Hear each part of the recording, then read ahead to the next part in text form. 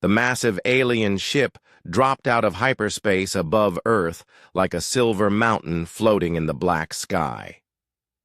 Captain Lee Tae-ho watched from the bridge of the orbital defense station as the vessel's size registered on his screens. It was bigger than anything humans had ever built. Much bigger. "Sir, they're sending a transmission," reported his communications officer. "Put it through." The main screen flickered and showed a creature that looked like it was made of living crystal. Its body caught the light from nearby stars and threw rainbows across the walls. When it spoke, its voice sounded like wind chimes in a gentle breeze. "Greetings, young species of the third planet. I am Ambassador Velthar of the Crystalline Hegemony, speaking for the Galactic Council. We come in peace to welcome you to the greater community of intelligent life." Lee Tae-ho straightened his uniform and stepped forward. "Welcome to our system, Ambassador. I am Captain Lee Tae-ho of the Earth Defense Force. We're honored by your visit." The crystal being's form seemed to brighten. How wonderful to find a species with such proper manners. "This will make the integration process much smoother." "Integration process?" Lee Tae-ho asked. "Of course.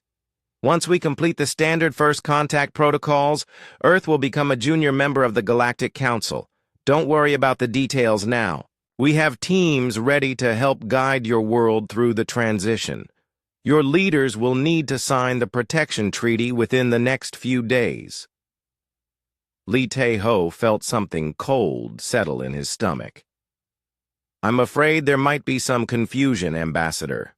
We haven't agreed to join anything yet." The crystal alien's glow dimmed slightly. "I don't understand. All new species join the Council. It's for your own protection and development.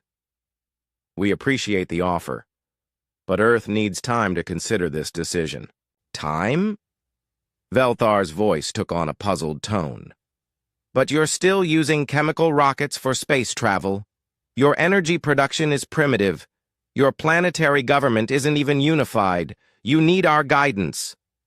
Lee Tae-ho's jaw tightened, but he kept his voice calm. "We may not be as advanced as you, but we've managed to survive and grow on our own so far." "Survive, yes, but think of how much better your lives could be. We can provide clean energy technology, faster-than-light travel, medical advances that will extend your lifespans by centuries. All we ask in return is that you follow Council laws and contribute to the common good." "And what exactly do these Council laws require?" Velthar seemed happy to explain. "Standard things. All military forces must be approved by the Council. Resource extraction and distribution follows Council guidelines. Population growth stays within assigned limits. Cultural development follows approved patterns. Really, it's quite simple." Lee Tae-ho was quiet for a long moment. "Ambassador, I think we need to discuss this with our leadership." 2 hours later, Lee Tae-ho sat in a video conference with Director Park Ji-woo of Earth's Xenological Department, along with representatives from every major nation. The crystal alien waited patiently on his ship, probably expecting good news. "They want us to give up our independence," said President Harrison from North America. "In exchange for technology and protection," added Prime Minister Chen from Asia. Director Park Ji-woo leaned forward. "The question is whether we're ready to be junior partners in someone else's empire." "They didn't call it an empire," pointed out the European representative. "They didn't need to," Park Ji-woo replied. "When someone else controls your military, your resources, your population, and your culture, what do you call it?" The debate went on for hours. Some argued that the aliens' technology could solve Earth's problems. Others worried about losing human freedom and independence. Finally, they reached a decision. Lee Tae-ho returned to face Ambassador Velthar. The crystal being's form brightened as he appeared on screen. Captain, I trust your leaders have made the wise decision. Ambassador, I've been asked to deliver Earth's official response. Lee Tae-ho took a breath. We thank the Galactic Council for their generous offer. However, after careful consideration, Earth must respectfully decline membership at this time. The rainbow lights playing across Veltar's crystalline form suddenly stopped moving. For several seconds, there was complete silence. I'm sorry. I don't think I heard you correctly. Did you say decline? Yes, Ambassador. We appreciate your visit and your offer, but Earth will chart its own course among the stars. But you can't decline. No species declines council membership. It's never happened in 50,000 years of expansion. Then I guess we're the first.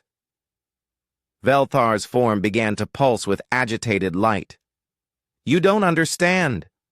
Without council protection, you're vulnerable to raiders, pirates, hostile species. Without our technology, your development will take thousands of years longer. Without our guidance, you'll make the same mistakes that destroyed countless other worlds. Those are risks we're willing to take. This is madness.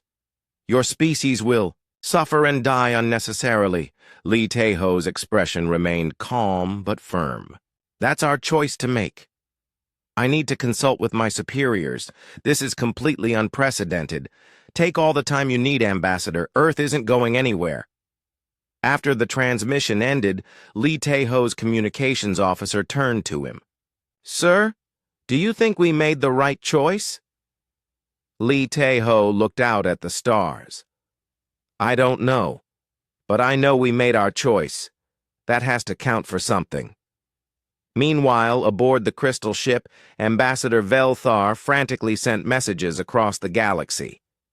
Council chambers that had been quiet for centuries suddenly buzzed with activity. Emergency sessions were called. Ancient beings who hadn't left their homeworlds in millennia demanded updates. The news spread through council space like wildfire. A species had rejected membership. It was impossible. It was unprecedented. It was terrifying. On the Council's capital world, Speaker Mordain convened the first emergency session in 3,000 years. Representatives from hundreds of species gathered in the Great Assembly Hall. This human response threatens the very foundation of our civilization, Mordain declared. If one species can reject our guidance, others might follow. The order we have maintained for 50 millennia could collapse. What do we know about these humans? Asked a reptilian delegate. They're primitive but aggressive. They fight wars among themselves constantly. Their technology is crude. By all normal measures, they should be grateful for our offer. Yet they refused, noted another representative. Why? Pride, suggested one alien. Ignorance, said another. Fear, offered a third. But deep in the assembly, an ancient being called Zephyron said nothing. As head of council intelligence, Zephyron had been studying the human transmissions. What concerned him wasn't their refusal. It was the calm certainty with which they had delivered it. These humans weren't acting out of pride or fear. They were acting with purpose. And that, Zephyron thought, might be the most dangerous thing of all. The Galactic Council, for the first time in 50,000 years, didn't know what to do next. 3 months had passed since the aliens left Earth's system, and Admiral Kim Dong-sik stood on the bridge of humanity's first deep space exploration ship. The vessel looked nothing like the sleek alien craft that had visited Earth. It was built from human steel and powered by human fusion reactors. Every bolt and wire had been made by human hands. Final systems check complete, Admiral, reported his navigator. All systems green. Kim Dong-sik nodded. Take us out, The ship's engines roared to life, pushing them away from Earth's gravity well. Within hours, they had activated humanity's first experimental faster-than-light drive. It wasn't as elegant as alien technology, but it worked. And more importantly, it was theirs. Far across the galaxy, Council Intelligence Officer Zephyron studied the sensor readings with growing confusion. The human ship had appeared in the neutral zone, completely ignoring established travel corridors. Worse, their method of faster-than-light travel was unlike anything in the Council database. "This is impossible," muttered Zephron's assistant. "They're using some kind of space-folding technique. Our scientists proved that method was too dangerous centuries ago." "Yet there they are," Zephyron replied, watching the human ship's steady progress. "And they seem to be doing just fine." The human ship wasn't alone for long. Within weeks, more vessels appeared throughout neutral space. They didn't follow trade routes or ask permission to enter systems. They simply went where they wanted to go. On Earth, Dr. Choi Hye-jin worked late in her laboratory, unaware that her research was causing panic across Council space. She had just solved a problem that alien scientists had called impossible. How? To generate stable wormholes using quantum field manipulation. "The trick is not fighting the quantum uncertainty," she explained to her research team. "You have to work with it, use it as a tool instead of trying to overcome it." Her assistant looked at the equations covering the whiteboard. "This goes against everything we learned from the alien databases we captured during their visit." "Maybe that's the problem," Choi Hye-jin said with a smile. "Maybe they've been doing it wrong for 50,000 years. She published her findings the next day, broadcasting them openly for any human scientist to read and improve upon. The research papers spread through Earth's networks and then out to the human colonies that were already being established in distant systems. Council scientists who intercepted these transmissions found themselves questioning everything they thought they knew about physics. The human approach seemed completely backwards, yet their results were undeniable. "They're sharing their discoveries freely," reported one Council researcher.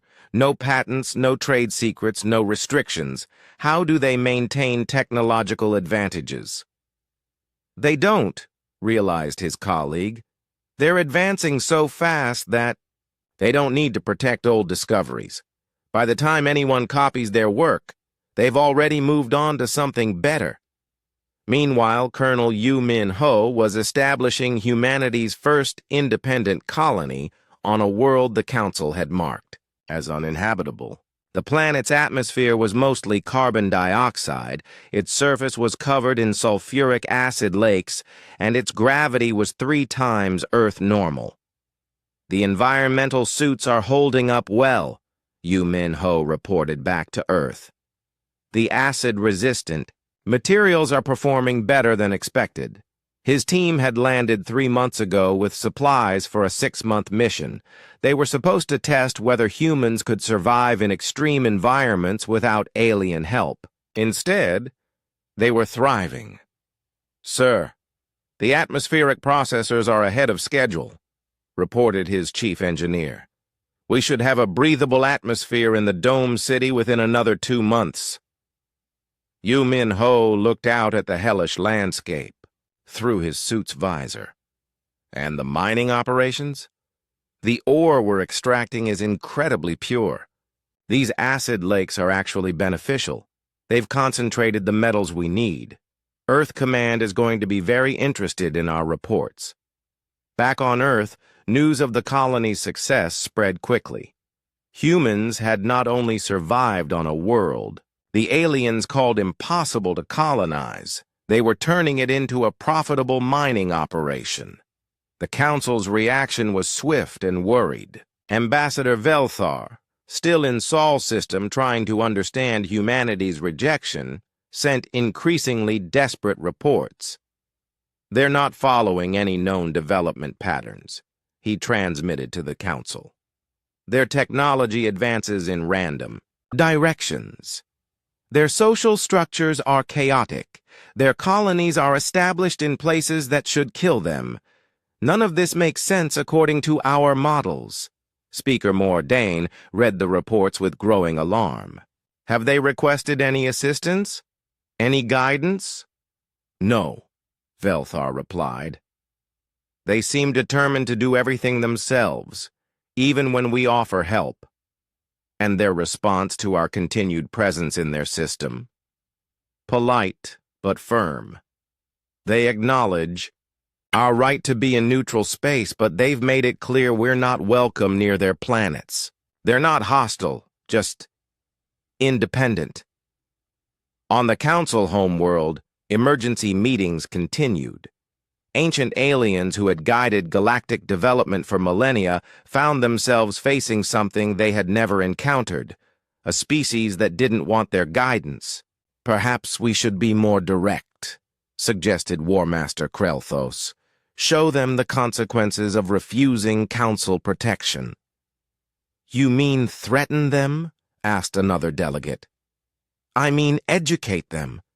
There are pirates in the outer sectors, hostile species on the galactic rim. Without our protection, they'll learn quickly why Council membership is necessary." But Intelligence Officer Zephron had been watching the humans carefully. "I don't think that will work." "Why not?" "Because they're not afraid. Look at their expansion pattern. They're heading straight for the most dangerous parts of the galaxy. Either they're incredibly stupid or they're incredibly confident. Which do you think it is?" Zephron studied the latest reports. Human ships had been spotted near pirate bases, apparently conducting some kind of surveillance. Their colonies were being established in strategic locations that would give them control of several important trade routes. Their scientific advances were accelerating, not slowing down. "I think," Zephron said slowly, "they know exactly what they're doing." The council chamber fell silent.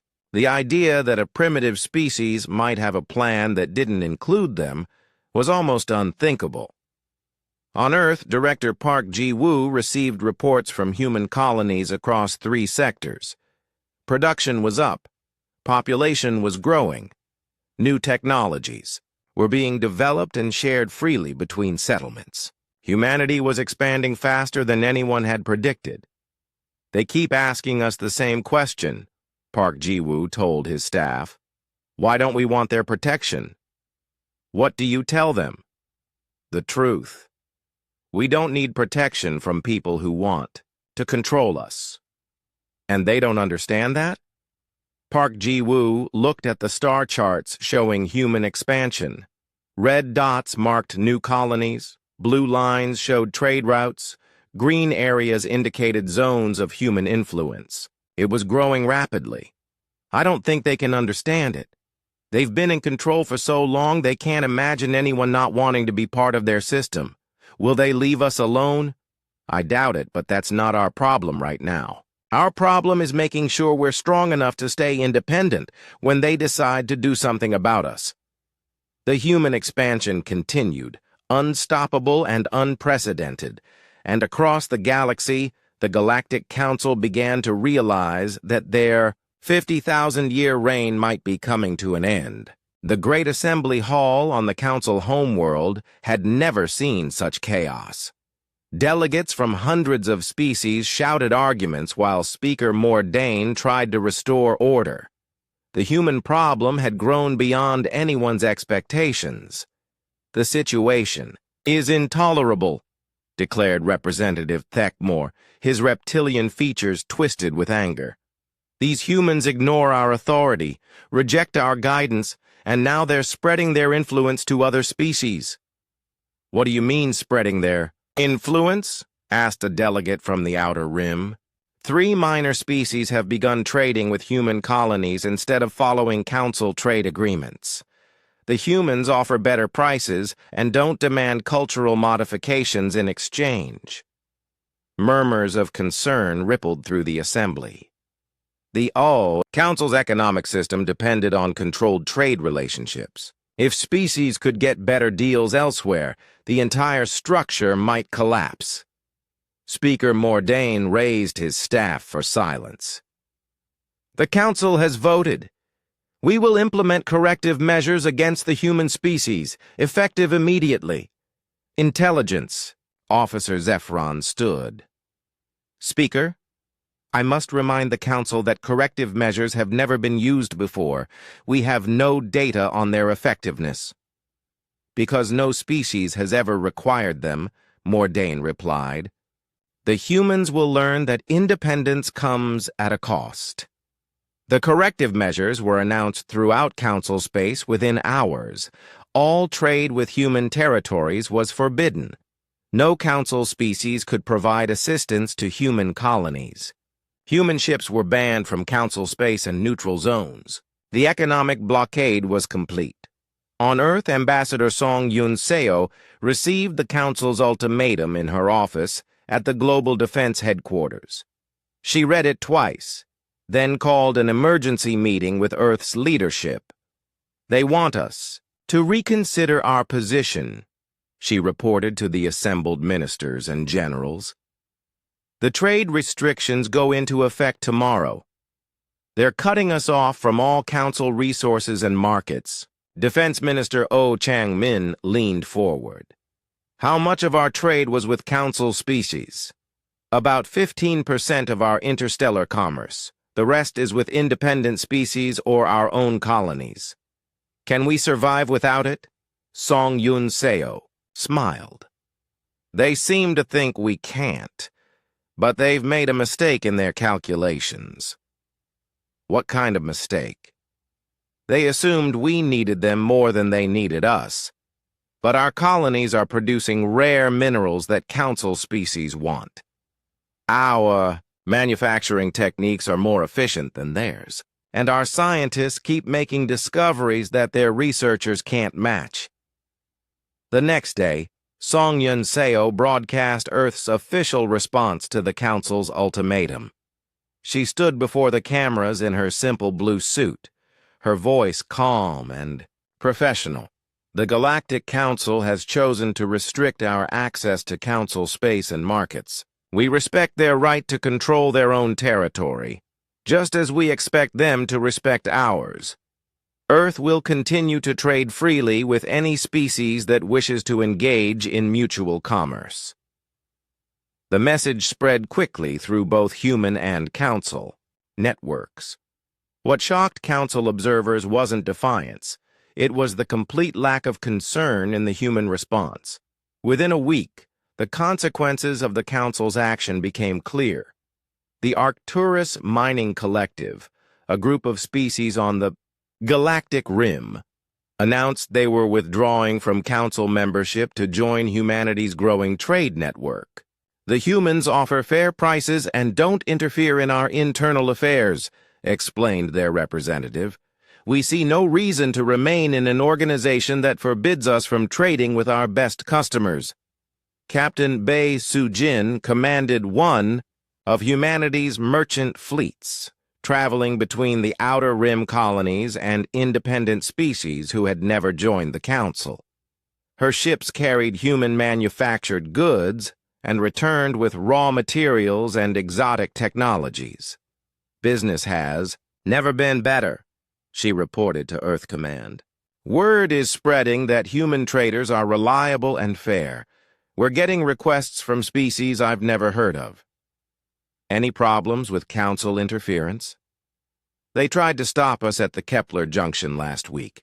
A Council patrol demanded we submit to inspection and pay transit fees. I showed them our navigation charts proving we were in neutral space, not Council territory. How did they respond? Bae Soo-jin grinned. They didn't like it, but they couldn't argue with the law. We went on our way. The incident at Kepler Junction was reported throughout Council space. For the first time in millennia, Someone had successfully challenged council authority in a legal dispute. On the military front, General Lim Jae-sung was conducting training exercises in the outer systems. Council intelligence had requested demonstrations of human combat capabilities, probably hoping to find weaknesses. "Show them everything," Lim Jae-sung told his commanders. "Let them see what happens when soldiers fight for something they believe, instead of something they're told to believe in." The exercises were brutal and efficient. Human tactics emphasized speed, flexibility, and innovation over overwhelming force. Instead of massive battle formations, they used small units that could adapt quickly to changing situations. Council military advisor Thekmore watched the recordings with growing unease.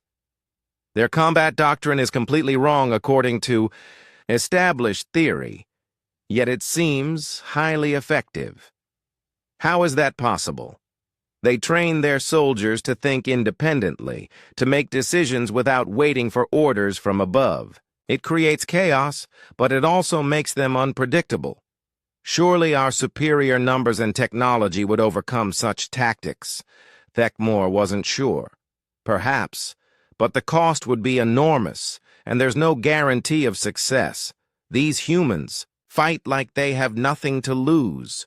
The truth was more complex than the council realized. Humans didn't fight like they had nothing to lose. They fought like they had everything to protect. Meanwhile, the economic disruption continued to spread. 3 more species left council membership to join the human trade network. Council markets that had been stable for centuries began to fluctuate as traditional suppliers found better deals elsewhere. "This is becoming a crisis," admitted Speaker Mordain in a closed session with senior council members. "The corrective measures aren't working. The humans seem to be thriving despite our restrictions," agreed another member. "Their trade network is expanding faster than ever. What are our options?" Intelligence Officer Zephron had been studying human expansion patterns for months. "We have 3 choices. We can escalate to military action, we can negotiate a compromise, or we can accept that the galaxy is changing." "Military action has risks," noted War Master Kreldos. "The humans have allies now. Any attack on them might trigger a wider conflict. And negotiation? Would require us to treat them as equals, something we've never done with any species, which leaves acceptance, which means admitting that our system isn't perfect and that alternatives might be possible." The council chamber fell, silent. For 50,000 years, they had been the ultimate authority in the galaxy. The idea that their way might not be the only way was almost incomprehensible. But the evidence was undeniable. Human colonies thrived without council guidance. Human science advanced without council oversight. Human trade flourished without council regulation. And more species were taking notice every day. On Earth, Director Park Ji-woo watched the latest reports with satisfaction. They thought cutting us off would force us to beg for readmission. Instead, we've shown the galaxy that there are alternatives to council membership. What happens next? That depends on them. They can escalate and risk a war they might not win, or they can adapt to a galaxy where they're not the only power. And if they choose war? Park Ji-woo looked at the defense reports on his desk. Human military production had increased dramatically since the trade restrictions began. New weapons, new ships, new tactics, all designed by humans who refused to accept defeat. Then we'll show them why independence is worth fighting for. The Galactic Council faced a choice that would determine the future of the entire galaxy. And for the first time in 50,000 years, they weren't sure they would like the outcome. President Han So-young stood before the assembled representatives of 18 different species in the conference room of humanity's newest space station. The meeting that was about to take place would have been impossible just 6 months ago. Now, it felt inevitable. "Friends and allies," she began, her voice carrying clearly through the translation systems. "Today we make history. Today we choose a different path for our worlds." The Arcturus Mining Collective had been the first to leave the Council, but they weren't the last. The Cedian Trade Union had followed within weeks, tired of Council regulations that favored the core worlds over the Outer Rim. Then came the Vega Science Consortium, drawn by humanity's open research policies. One by one, species that had never questioned Council authority were walking away. "The Free Worlds Coalition offers something the Council never has," continued President Han. "True partnership, equal voices, mutual respect." In the audience, Ambassador Kektar of the Rigel Systems nodded his massive head. His people had been junior members of the Council for 3,000 years, never allowed to advance beyond tributary status. "What guarantees do we have that humans won't simply replace the Council as our masters?" Legal scholar Im Woo Jin stepped forward with a document that had taken months to write. The Coalition Charter explicitly forbids any member species from holding authority over another. All decisions require consensus. Any member can leave at any time with no penalties or restrictions.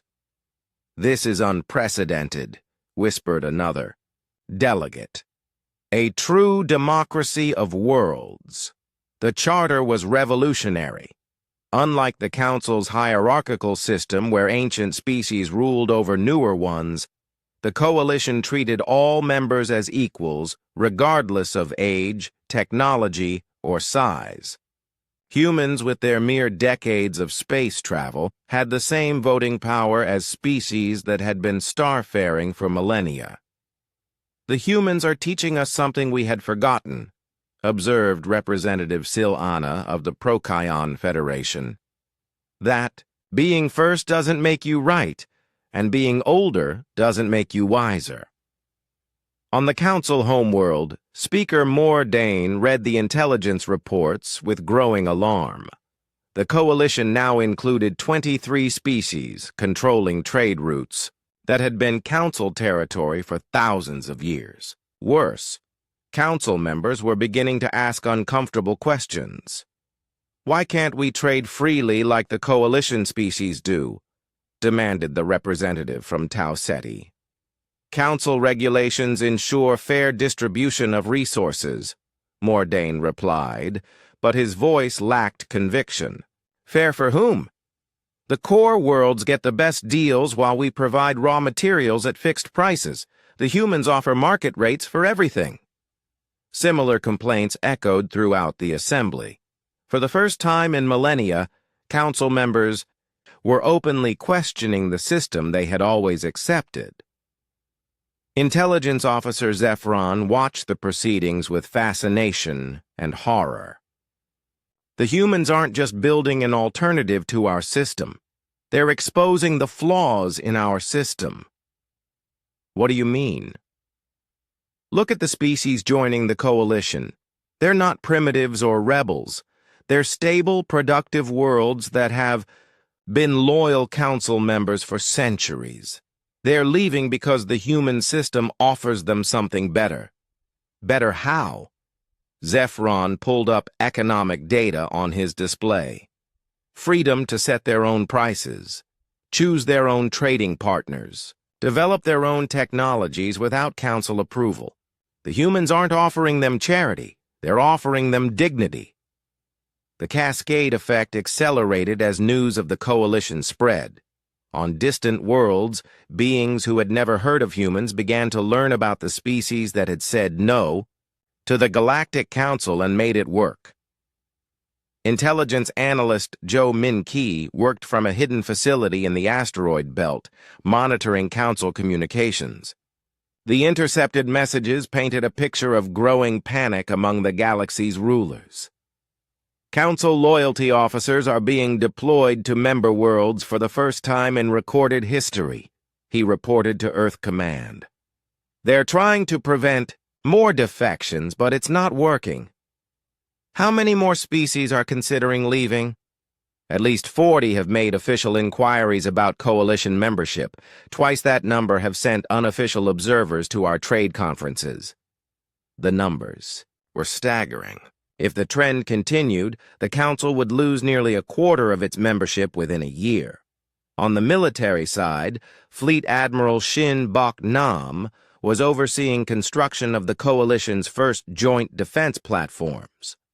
The massive stations were being built not as weapons of conquest, but as shields to protect free worlds from any attempt at forced reintegration. The design is brilliant, admitted even Council military analysts who intercepted the blueprints. Each platform can defend an entire system, but the real strength is in the network. They're creating an interconnected defense grid that gets stronger as more worlds join. The platforms also served another purpose. They were symbols of the Coalition's commitment to its members. Unlike Council protection, which came with strings attached, Coalition defense was freely given to any member that needed it. Council hardliners finally reached their breaking point. War Master Krelthos assembled the largest military force in galactic history, drawing ships from every Council fleet. The message was clear. The human experiment would end, by force if necessary.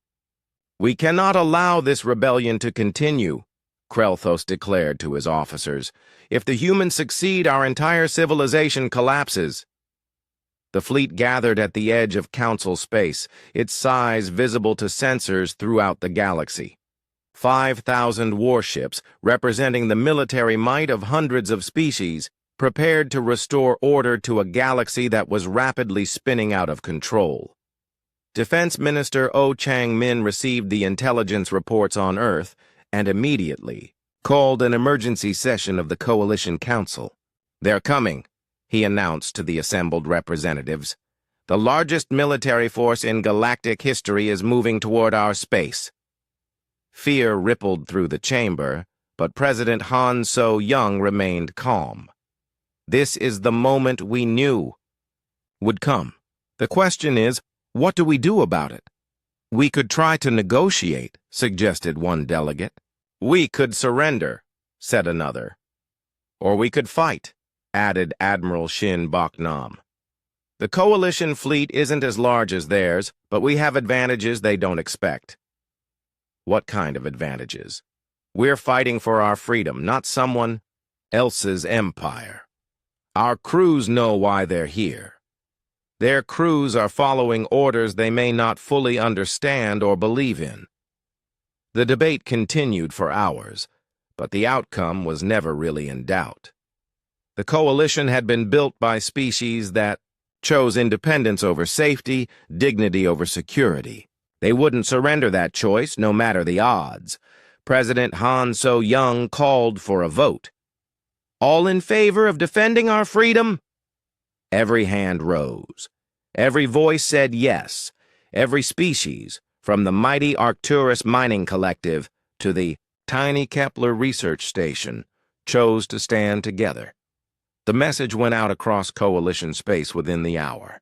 Defense fleets moved to intercept positions. Civilians were evacuated from potential battle zones. The entire Coalition prepared for a war that would determine whether freedom or control would shape the galaxy's future. On the Council flagship, War Master Krelthos received reports of Coalition fleet movements with satisfaction. "They're actually going to fight. Good. It will be quick and decisive." But Intelligence Officer Zephron wasn't so confident. "Sir, I'm reading massive energy signatures from human space. Whatever they're doing, it's unlike anything in our databases." "Preparing to surrender, perhaps?" "I don't think so, sir. These readings suggest they're charging weapon systems we've never seen before." The two fleets moved toward each other through the darkness of space, carrying with them the hopes and fears of countless worlds. The galaxy held its breath, waiting, to see whether its future would be shaped by the ancient order of the Council or the revolutionary promise of the Coalition. Neither side knew that the battle to come would change everything, forever.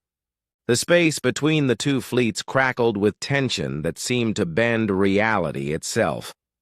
Admiral Lee Kyung-soo stood on the bridge of the Coalition flagship, watching as thousands of ships faced each other across the void. He had never imagined he would be here, commanding a fleet against the most powerful force in the galaxy.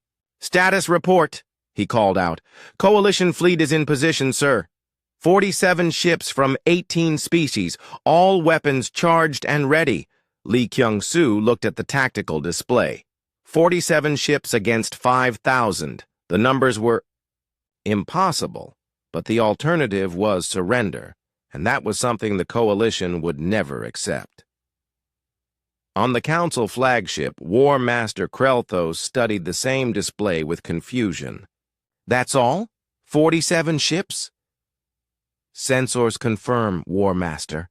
Either they're hiding additional forces, or this is their entire fleet." "They can't be serious. This is suicide." Intelligence Officer Zephron frowned at his readings. "Sir, I'm detecting unusual energy patterns from the human vessels. They're broadcasting something on all frequencies." "Put it through." Admiral Lee Kyung-soo's voice filled both fleets as his transmission reached every ship in the system. "To all vessels, Council, and Coalition alike. I am Admiral Lee Kyung-soo of the Free Worlds Coalition. We did not seek this conflict, but we will not run from it. We stand here not as conquerors or rebels, but as beings who believe that freedom is worth defending." His words echoed through the Council fleet, translated into hundreds of languages. On Council ships throughout the formation, crew members exchanged glances. Many had never heard anyone speak of the Council as anything other than the natural order of things. "We do not fight for territory or resources. We fight for the right of every species to choose their own destiny. If that is a crime worth dying for, then we accept that judgment." War Master Krelthos cut the transmission. "Enough of their propaganda. All ships, prepare to attack." But something was wrong. The energy readings from human space were spiking beyond anything their sensors could measure. And then, impossible as it seemed, more ships began appearing. Contacts dropping out of hyperspace. "Throughout the system," reported the sensor officer. "Dozens of them, hundreds." The impossible became reality as Coalition vessels emerged from hyperspace at impossible angles, using navigation techniques that Council science said couldn't exist. But these weren't just human ships. The fleet included vessels from species the Council had never seen before. "Who are they?" demanded Krelthos. Zephron checked his databases frantically. "Unknown species, sir. The ships match no known configurations. They appear to be from beyond the galactic rim." The truth was more remarkable than the Council could imagine. Humanity's exploration fleets had encountered dozens of species that had never been contacted by the Council. Beings who lived in the space between galaxies, refugees from ancient wars, civilizations that had deliberately avoided contact with the galactic powers. All of them had been watching the conflict between the Council and the Coalition with great interest. "Admiral," reported Lee Kyung-soo's communications officer, "we're receiving messages from the new arrivals. They're requesting permission to stand with us. Granted. Signal all Coalition forces. We are no longer alone." Captain Park Young-ho commanded one of the human vessels in the growing fleet. He had been exploring the galactic rim when the call came. All Coalition ships to return for the defense of freedom. He hadn't hesitated. "Sir, we're getting tactical data from species I've never heard of," reported his tactical officer. "Some of these civilizations have technologies that make Council ships look primitive. How is that possible?" They've been developing independently for millions of years. No council restrictions, no imposed limitations. They've gone as far as their imagination could take them. The council fleet found itself facing an enemy that grew stronger by the hour. Ship after ship dropped out of hyperspace to join the coalition forces. But more importantly, the philosophical implications were staggering. The galaxy was far larger and more diverse than the Council had ever realized. "How many species are out there that we've never encountered?" whispered one Council officer. "How many chose to avoid us rather than join us?" asked another. On Earth, Director Park Ji-woo watched the battle preparations from the Global Command Center. The whole galaxy is watching this moment. Whatever happens here will determine the future of civilization. Are you confident in our chances? Park Ji-woo looked at the displays showing coalition support pouring in from across known space and beyond. "I'm confident in our cause. Whether we win or lose, the galaxy will never be the same." But the most crucial moment came when Admiral Lee Kyung-soo received an unexpected transmission from within the Council fleet itself. "Coalition Command, this is Captain Velnara of the Council ship Harmony's Dream. My crew and I formally request permission to defect to Coalition forces." Lee Kyung-soo was stunned. "Captain, are you certain? This is an irreversible decision." "Admiral, we've been part of the Council fleet for decades, following orders without question. But watching this conflict, listening to your words, we realize we're on the wrong side. We're fighting to preserve a system that treats our homeworld as a second-class member. Our people deserve better. Permission granted. Welcome to the Coalition." War Master Krelthos watched in horror as one of his own ships broke formation and moved to join the enemy. "Stop them! They're committing treason!" But the damage was done. Other Council ships began reporting technical difficulties or navigation errors that prevented them from maintaining attack formations.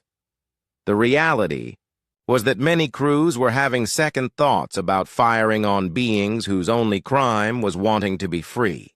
"War Master," reported his aide, "we're receiving defection requests from 17 more vessels." "Impossible, sir. Many of our crew members are from species that have been questioning Council policies. They're choosing their conscience over their orders." The Council fleet, which had seemed so unified just hours before, began to fracture.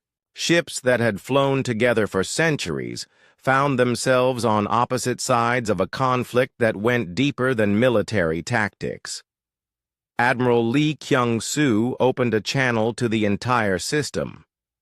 "To all ships and all crews, this is not about us versus them. This is about freedom versus control.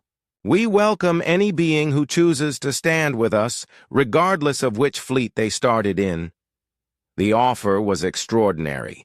In the middle of a potential battle, the Coalition was welcoming defectors from the enemy fleet. It was unprecedented in galactic warfare. "They're turning our own people against us," snarled War Master Krelthos. "No, sir," replied Intelligence Officer Zephron quietly. "They're giving our people a choice, something we've never done." The standoff continued for hours as more ships joined the Coalition and more Council vessels developed sudden technical problems. The balance of power was shifting rapidly, and everyone in the system could feel it. Finally, War Master Krelthos faced a terrible decision. He could order his remaining loyal ships to attack, potentially starting a galactic civil war, or he could find another solution. "Open a channel to the Coalition flagship," he ordered. Admiral Lee Kyung-soo's image appeared on his screen. "War Master, I hope you're prepared to discuss terms." "Terms?" Krelthos was confused. "We outnumber you." Lee Kyung-soo smiled sadly. "Do you? Count your ships again." Krelthos looked at his tactical display and felt his heart sink. Nearly half his fleet had defected, developed technical problems, or simply refused orders. The EDADA coalition fleet had grown from 47 ships to over 2,000. But the real change wasn't in numbers. It was in the realization that had spread throughout both fleets. The galaxy was ready for something new. "What do you want?" Krelthos asked. "What we've always wanted. The right to exist as free beings in a free galaxy. The question is, are you ready to accept that?" The War Master looked around his bridge at officers who were no longer sure they wanted to fight. The old order was crumbling, and everyone could see it. The galaxy held its breath, waiting for his answer. The silence stretched across space, like a held breath. War Master Krelthos stared at his tactical display, watching as more Council ships continued to develop technical difficulties that prevented them from following attack orders. His mighty fleet was dissolving before his eyes, not through enemy action, but through the simple realization that his crews no longer believed in their cause. "War Master," his communications officer said quietly, "Speaker Mordain is requesting an immediate conference with all senior commanders. The emergency council session was unlike anything in 50,000 years of galactic history." Ancient beings who had never shown emotion were openly arguing, while younger species demanded answers that no one seemed able to provide. "The fleet is in collapse," reported War Master Krelthos. "Half our ships have defected or refuse orders. We cannot maintain this confrontation." Speaker Mordain's voice carried decades of exhaustion. "Then what do you recommend?" "Negotiation. Before we lose everything." The word hung in the chamber like a curse. The Galactic Council had never negotiated with anyone as equals. They gave orders, and others obeyed. But the old ways were failing, and everyone could see it. Intelligence Officer Zephron stood slowly. "There is another option we haven't considered. Speak. We could ask the humans what they actually want." The suggestion was so simple, yet so revolutionary, that it stunned the assembly into silence. After months of conflict, no one had ever directly asked humanity what their goals were beyond independence. 3 hours later, an unprecedented meeting took place aboard a neutral space station. Speaker Mordain, the most powerful being in the galaxy, sat across from Prime Minister Kang Ji-hoon, the elected representative of a species that had been in space for less than a century. "This is unusual for us," Mordain admitted. "The Council has never negotiated with another power as equals." "Because there never was another power," Kang Ji-hoon replied gently. "Until now. What do you want from us? Tribute? Territory? Submission?" The human leader looked genuinely puzzled. "Nothing like that. We want what we've always wanted. The right to exist as free beings in a galaxy where all species can prosper." "But you're building an alternative to our civilization." "No. We're building an alternative to your government. Your civilization, your art, your science, your cultures, these are treasures that belong to all of us. It's your system of control that we reject." Diplomat Seo Min-jung, who had been quiet until now, leaned forward.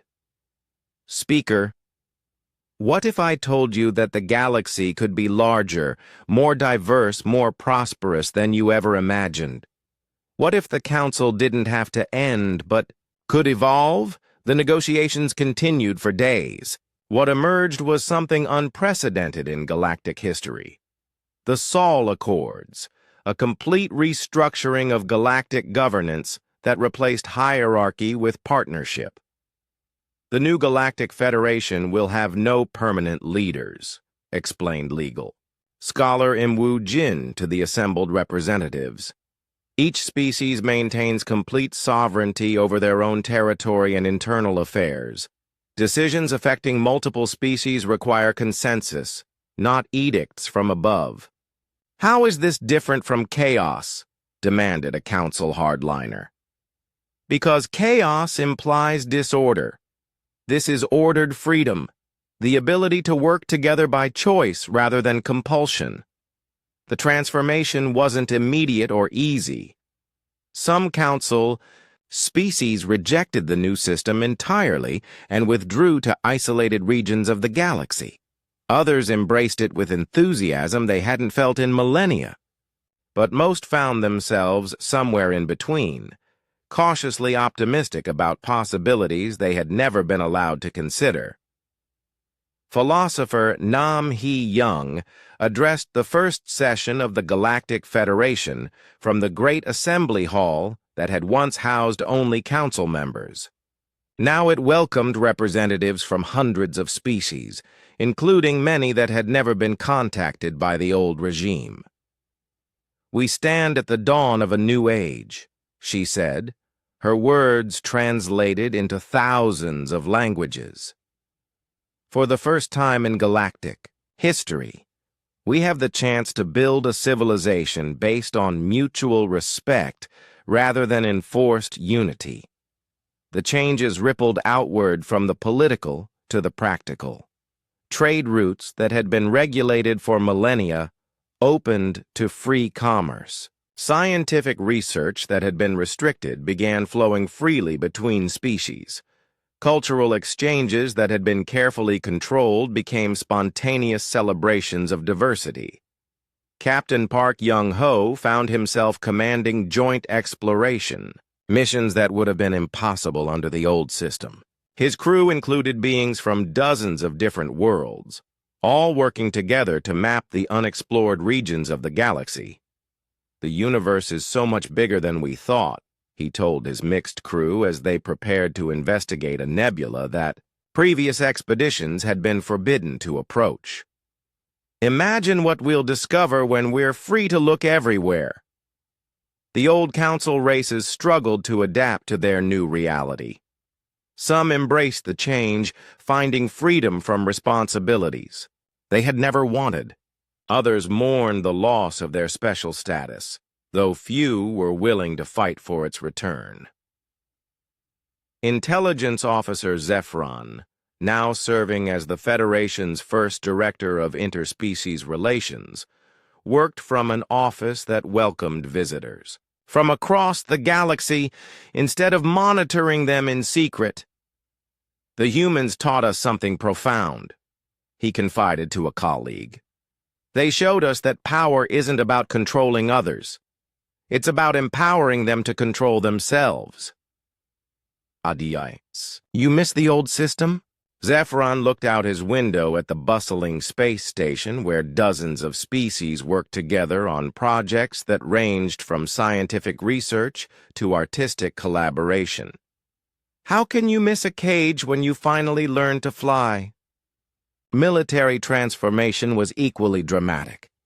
Admiral Lee Kyung-soo found himself commanding not a war fleet, but an exploration and rescue service that responded to disasters regardless of politics. Former council and coalition ships worked side by side, their crews bonded by shared purpose rather than divided by old loyalties. "We're not conquerors or peacekeepers," he explained to new recruits from across the galaxy. "We're helpers. When someone needs aid, we provide it. When someone needs protection, we offer it freely." The economic changes were perhaps the most visible. Markets that had been controlled for millennia burst into activity as species discovered the benefits of true free trade. Innovations that had been suppressed in favor of stability began transforming daily life across thousands of worlds. Dr. Choi Hee-jin, now directing the Federation's Open Science Initiative, watched as research that had been classified for centuries became available to anyone with the curiosity to learn. "Knowledge belongs to everyone," she declared. "The more we share, the more we discover." but perhaps the most important change was in the hearts and minds of countless beings across the galaxy.